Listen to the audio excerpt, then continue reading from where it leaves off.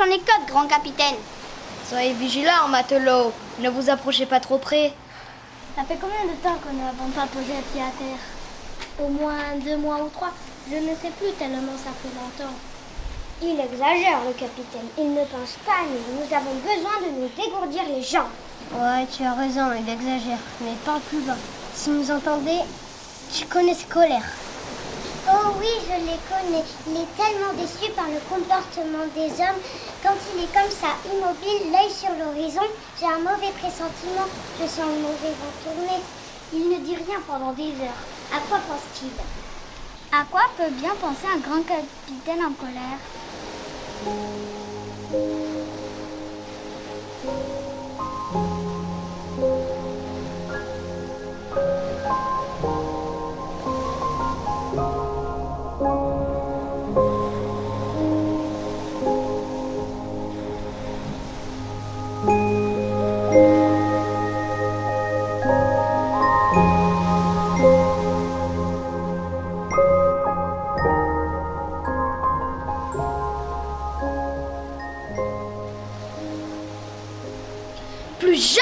Plus jamais je ne ferai confiance aux hommes. Il ne faut jamais dire jamais. Qui a parlé? Moi? Qui, moi? Montre-toi! Viens donc me le dire en face si tu l'oses. Je suis déjà en face de toi, mais toi tu ne vois rien. Tu ne vois rien depuis trop longtemps. Comment? Un oiseau qui parle? Est-ce de la magie? Ou alors je deviens fou? Tu n'as pas perdu la tête, mais ton cœur est bien triste depuis que tu as quitté la terre des hommes. La terre des hommes. Quelle importance! Je l'ai quittée pour ne plus supporter leur mauvaise foi et leur manque de respect pour la planète. Je sais. Qu'est-ce que tu sais, toi qui vois le libre comme le vent? Je sais que tu as quitté la terre des hommes parce que tu ne tolérerais plus leur comportement à l'égard de la planète. Et comment sais-tu ça de moi? La nature est silencieuse, grand capitaine, mais elle n'est pas sourde. J'ai donc été désigné pour être ton assistant, ton guide. Tu peux encore parler aux hommes, leur faire comprendre. Ils ne m'écouteront pas. Viens, te dis-je. Nous remonterons sur les terres par l'embouchure du fleuve. Et là, nous verrons bien. D'accord, je te suis. Mais si ça se passe mal, je fais demi-tour et tu n'entendras plus parler de moi. Allez, cesse de râler. Et viens avec moi, les hommes entendront tes conseils. Matelot, la barre, droit devant. Suivez ce bel oiseau. Nous retournons vers les terres. Nous retournons vers les terres, tu as entendu ça? Si j'ai entendu, nous allons enfin nous offrir une sieste au pied d'un arbre. Sur l'herbe bien grasse. En avant toute la barre droit devant, cap sur le plancher des vaches.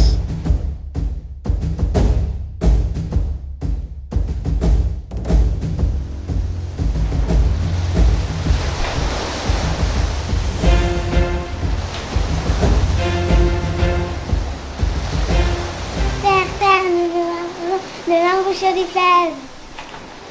Oh, j'en ai presque la larme à l'œil. Moi, c'est déjà fait, je craque. Alors, grand capitaine, comment te sens-tu? J'ai un mauvais goût dans la bouche et une très grande envie de faire vent de dos. Ne pense pas à ta mauvaise humeur. Dis-moi plutôt ce que tu vois.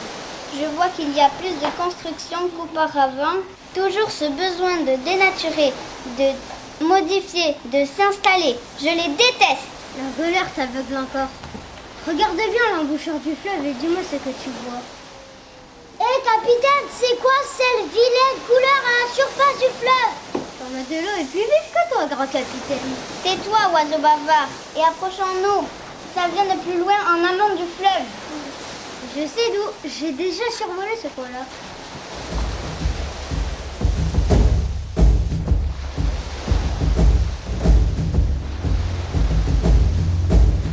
Capitaine, il y a une usine à tribord.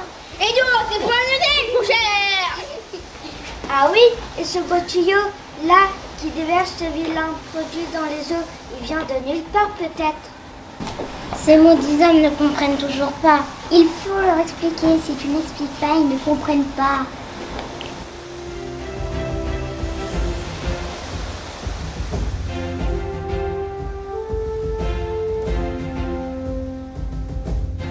Voilà, petit, la pêche est bonne. Bof, ça ça ne mord pas aujourd'hui. Je pense que je vais changer de coin. Ce sera inutile, tu as bien regardé l'eau dans laquelle tu pêches. Ben oui, alors? Sa couleur ne t'inquiète pas? Quoi? Le jus qui sort du tuyau là? Bah, ce n'est rien, ce n'est que de la teinture. Comment sais-tu ça? Ben, c'est mon père qui me l'a dit. Et qui est ton père pour affirmer ça? C'est le directeur de l'usine.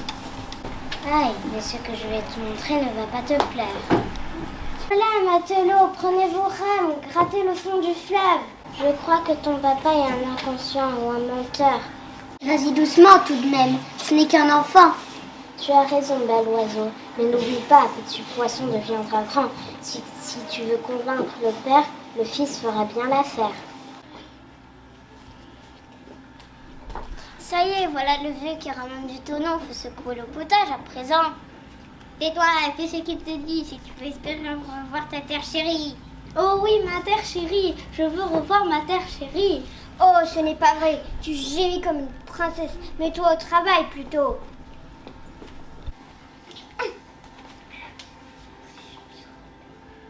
Qu'est-ce que ça veut dire? Il m'avait dit que ça ne risquait rien. Si mon père m'a menti, ça va chauffer. Allons, mon garçon, ton père n'est pas un monstre, il est un homme tout simplement. Sûr de lui, un peu méprisant sans doute. Si tu veux bien, nous allons lui tendre un piège.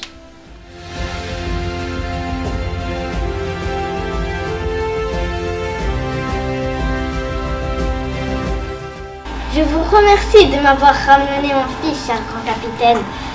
Mais après ce que vous me dites avoir vu, mais c'est temps de cette mortalité de la... Comment dites-vous? Faune et fort fluviale. Méfie-toi, je le soupçonne d'être parfaitement au courant et de mauvaise foi. Ne t'inquiète pas, j'ai tout prévu. Tu sais très bien qui c'est qui a provoqué ça, papa. Le tuyau d'écoulement des eaux usées de l'usine. Tu m'as menti. Ne parle pas sur ce ton, je te prie. Excusez votre fils, monsieur le directeur, mais il a de bonnes raisons d'être un peu en colère. Montre-lui à présent. Regarde mes pieds tout noircis de ce liquide qui sort de l'usine. Je sais même pas si ce produit pourra s'en aller. Oh mon Dieu, mon petit! Je suis désolée, je ne voulais pas. Mais comment faire pour enlever ces choses de ses pieds? Je me charge de tout cela, monsieur le directeur. Mais vous, à l'avenir, vous pourrez faire bien plus pour éviter ça. Tout ce que vous voudrez. Savez-vous comment les baleines se nourrissent? Non. La baleine possède dans sa mâchoire un filtre naturel, le fanon. Il laisse échapper l'eau de mer mais retient le plancton avec lequel elle se nourrit. Je comprends. Vous me proposez de filtrer l'eau des écoulements de l'usine afin de retenir les souillures qui remplissent le fleuve. Voyez, monsieur le directeur, la nature a des choses à vous apprendre. Et mon fils? Laissez-le-moi quelque temps, un petit séjour en tant que mousse ne lui fera pas de mal. Qu'en penses-tu? Génial! Je vais devenir un grand capitaine! Nous verrons. Allez, en route, moussaillon! Et comptez sur moi pour faire le nécessaire. Bravo, papa, je vais devenir un vrai matelot!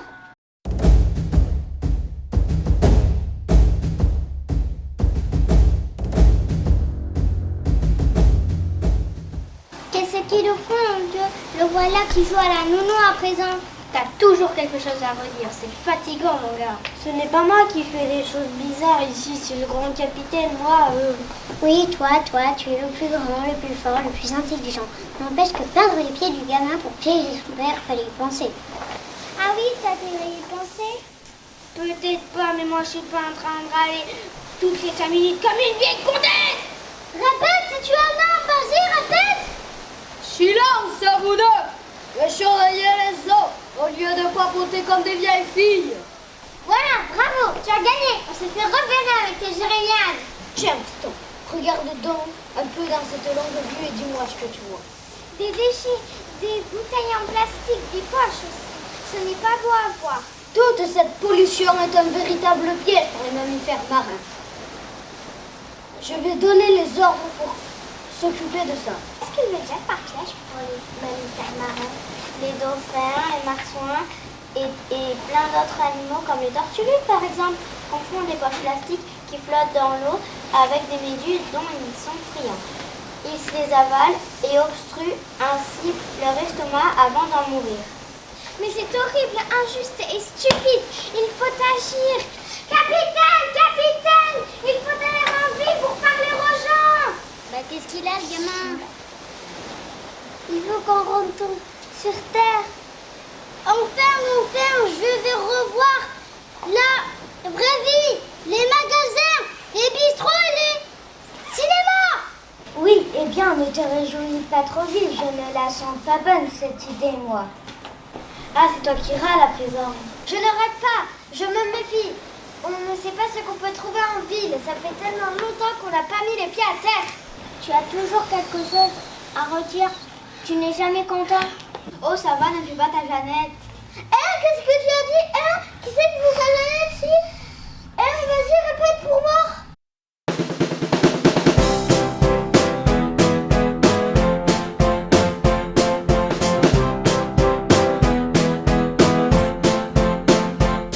Alors, tu es content à présent? Tu l'as enfin retrouvé, ta ville. Pourquoi tu ne dis rien? J'ai peur d'ouvrir la bouche, ça sent trop mauvais ici. Et puis les gens sont tristes. Gris, ils sont gris. Tire même un peu sur le verre. Je suis pas content. C'est vrai, tu as l'air vert de rage. Si tu continues, tu vas finir par le ressembler aux gens de la ville. Oh, ça va, ce n'est pas le moment de plaisanter, vraiment pas. Ou l'autre. Mademoiselle se faisait une fête de revenir en ville. Et maintenant que mademoiselle est mal bordée, faudrait se taire et ne plus plaisanter. Comme ça, tu ne t'aviseras plus de critiquer le capitaine, car il ne voudra pas retourner sur la terre ferme. D'ailleurs, où est-ce qu'ils sont, ceux-là? Ça fait belle lurette qu'ils sont partis trouver le maire de la ville. J'espère qu'ils ne vont pas s'éterniser.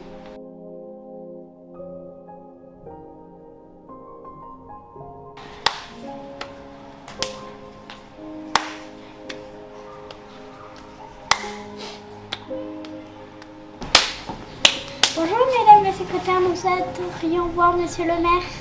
Oui, bonjour, oui. Veuillez remplir ce formulaire. N'oubliez pas de noter votre adresse postale, votre adresse email, votre numéro de fixe, votre numéro de portable, votre numéro de sécurité sociale, votre date de naissance et celle de vos parents, votre situation familiale, votre...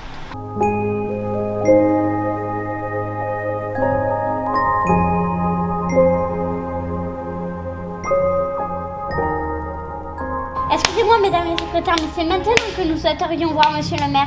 C'est pour la survie de la planète. Oui, je vois, oui, vous voulez déclarer un sinistre, alors veuillez remplir ce formulaire. Avez-vous été victime d'un dégât des eaux, d'un incendie, d'une coulée de boue, d'une montée de lave, d'un glissement de terrain, d'un tremblement de terre, d'un ouragan, d'une tornade, d'un tsunami, d'une chute d'astéroïdes? Si tu veux savoir, je crois que c'est elles qui sont sinistres. Mais quelque chose, on ne s'en sortira jamais. Excusez-moi, mesdemoiselles, mais je crois que vous ne comprenez pas ce que vous demande de cet enfant. Ah, pardon, mille pardons, je suis habilitée, certifiée, qualifiée, formée pour comprendre ce que Oui, mais vous demande. n'écoutez rien. Ah, pardon, mille pardons et encore mille pardons. Nous ne vous permettons pas. Et d'abord, qui êtes-vous? Vous? Vous là, qui nous prenez de haut à nous? Là, Je suis le capitaine du navire amarré depuis peu dans le port de cette ville. Comment? Le capitaine du nave? Ah bon, mais nous ne le savions pas. Nous ne sommes pas au courant. Mais monsieur le maire Lucie, alors si vous ne voulez pas qu'il se fâche, vous voyez ce que je veux dire. Allez donc lui dire que le grand capitaine, l'oiseau et l'enfant sont venus lui rendre une petite visite. Je suis désolée, je ne savais pas. Vous me comprenez? On ne nous a rien dit. D'habitude, je compulse, je consulte, j'enregistre, je note. Oui, allez. Drôle de malade, je suis secrétaire. Si tous les hommes sont ainsi, je comprends que les informations prennent du temps à parvenir. On pourrait peut-être leur apprendre le langage des signaux. À l'entrée du port, ça irait plus vite. Merci capitaine, sans toi je crois que je ne m'en serais jamais sortie.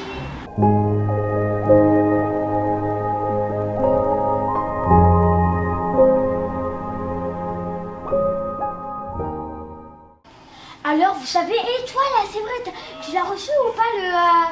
Ah, entrez, grand capitaine. Je suis très pris. Oui, et bien ça on avait remarqué. Hein. Tais-toi, bel oiseau. Laisse-le faire. C'est lui qu'il ne faut pas laisser faire. Si on l'écoutait, je serais déjà empaillée dans un musée. Que me vaut l'honneur de votre venue? Et quel beau spectacle que de voir votre superbe voilier amarré dans le port de notre bonne vieille cité. Ah, le prestige. Toujours et encore le prestige. Ce que ces humains peuvent manquer d'imagination parfois. Dans les années à venir, ce joli tableau risque bien d'être terni, monsieur le maire. Terni? Que me comptez-vous là? Est-ce possible? Vous m'inquiétez. Croyez-le, monsieur le conseiller, je l'ai suivi et je comprends mieux à présent. Mais je te connais, toi. Tu es le fils du directeur de l'usine. Et comment va ton papa? Quelle fierté pour notre ville de voir au petit matin le soleil se lever sur tous ces citoyens qui se dirigent vaillamment vers leur travail. Ouf, qu'il m'énerve. Si ça continue, je vais faire une chute de plumes. Mais vos citoyens ne sont pas si heureux que vous le pensez. Cette situation pourrait s'aggraver si nous n'agissons pas rapidement. Que me comptez-vous là? Qu'est-ce qui pourrait bien arriver à cette ville prospère que j'admire tous les jours depuis ma jolie baie vitrée? Eh bien, je ne vois strictement rien tellement les fumées d'échappement ont terni cette vitre. Qu'ose dire ce volatile? Tenez, monsieur le maire, vous allez y voir plus clair. Regardez du côté du fleuve. Eh bien, je ne vois strictement rien. Ces lunettes, elles sont presque aussi sales que sa baie. Permettez, monsieur le maire. De cette façon, vous y verrez plus clair. Ah, ce voilier. Oh non, c'est du côté du fleuve qu'il faut regarder, monsieur le maire. Oh, que c'est beau, cette couleur noire des eaux du fleuve au crépuscule. Ça, votre respect, monsieur le maire. Nous sommes au matin. Ah, Seigneur, suis-je bête? Il est à peine 10h30. Il m'ôte les mots du bec. Mais alors, quelle est cette tache sombre à la surface du fleuve? Les eaux usées de l'usine de mon père. Comment? Mais c'est un scandale! Il faut absolument le prévenir, ou nous courons tous à la catastrophe, notre si beau fleuve. Rassurez-vous, monsieur le conseiller, il fait déjà le nécessaire. Il applique le plan Fanot de baleine. Le plan de quoi? Oh, ce serait trop long à vous expliquer. Voyez à présent du côté de votre baie. Oui, nous savons, elle est très sale, nous attendons les laveurs des vitres. Honneur, je veux parler de la baie de votre ville, monsieur le maire. Eh bien quoi? Qu'est-ce qu'elle a, la baie? Une île a poussé dans la baie. Ce n'est pas vraiment une île, monsieur le conseiller, mais une nappe de détritus dangereux pour l'écosystème marin. Mais c'est abominable. Et la plage risque d'être polluée, souillée, sale. Adieu, jolie plage.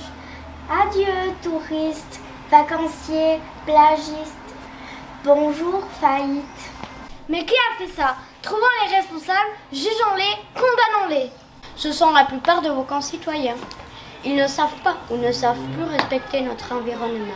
Nous devons leur parler, leur apprendre, les sensibiliser. Et attendez, ce n'est pas tout. Regardez votre ville dans ma longue vue. Courage, monsieur le maire. Il ne faut pas fuir la réalité et parfois affronter les dangers pour changer les choses. N'ayez pas peur, après ce que je viens de découvrir. Ah, là je ne vois rien, ma foi. Tout a l'air de bien se passer, ma foi. Ah bon? Combien dénombrez-vous d'espaces verts, par exemple? Eh bien, il y en a... Et de lieux de tri de vos déchets. Êtes-vous certain qu'il y en a suffisamment? Oui, comment dire,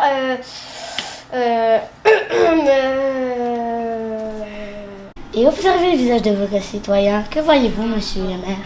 Des personnes qui savent faire, qui travaillent? Certes, oui. Mais y a-t-il un sourire sur leurs lèvres? Et leurs mines sont-elles si resplendissantes de santé? À présent, sentez, monsieur le maire, humez donc l'air de votre ville. Vous toussez, vous crachez, cela ne vous inquiète pas? Ah, Seigneur, vous avez raison. Il faut agir au plus vite. Acceptez de nous aider. Vous saurez prendre les mesures que j'impose, j'en suis certain. Pour notre part, hélas, nous devons rester. Nous devons reprendre le large. Le bel oiseau ici présent nous a dit qu'en mer de Chine et dans le golfe du Mexique, près des banquises du Nord et toujours plus loin, il va encore falloir convaincre beaucoup de monde. Je reviendrai un jour.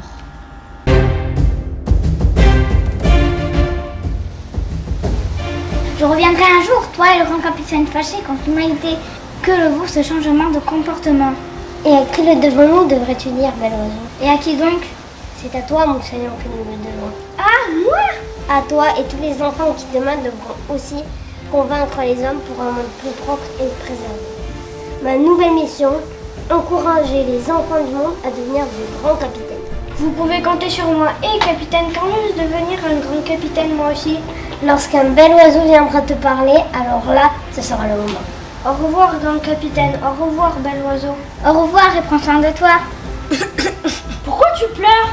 Je n'aime pas les alieux sur le quai du port, ça me rend triste. Oh là là, quelle goualiche! Quoi? C'est moi que tu traites de petite fille? Tu vas voir qu'est-ce que tu vas voir.